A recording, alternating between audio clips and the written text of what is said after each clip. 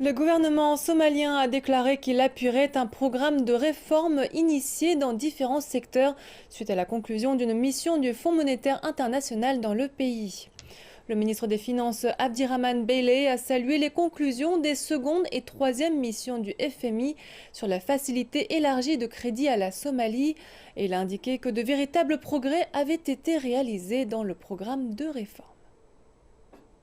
Le ministre des Finances, Abdirahmane Beyler, a salué les résultats des révisions concernant la facilité élargie de crédit par la mission du FMI.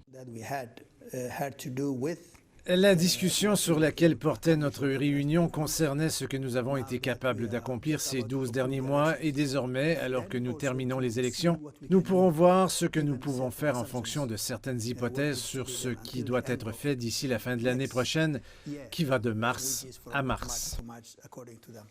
Le FMI a indiqué que l'économie somalienne devrait croître de 3,2% en 2022, mais était confronté à des risques. Cependant, le ministre garde espoir que son pays surmontera les défis.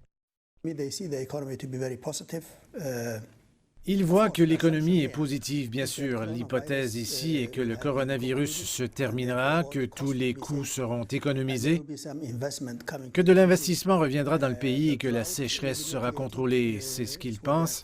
Et en plus, les élections touchent à leur fin. Le gouvernement somalien est également confiant quant au processus actuel de soulagement de la dette pour supprimer plus de 4,8 milliards de dollars.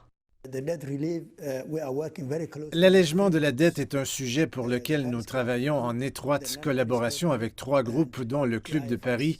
Nous avons fait un grand travail à partir du point de décision en mars 2020. À partir de là, sur les 24 mois suivants. Maintenant, nous avons fait tout ce que nous avions convenu et nous sommes maintenant dans un programme appelé ECF, ou Facilité élargie de crédit avec le FMI. Outre les défis sécuritaires, le gouvernement somalien travaille pour attirer un investissement étranger, en particulier dans les secteurs du bétail, de la pêche et de l'énergie, afin de renforcer son économie faible.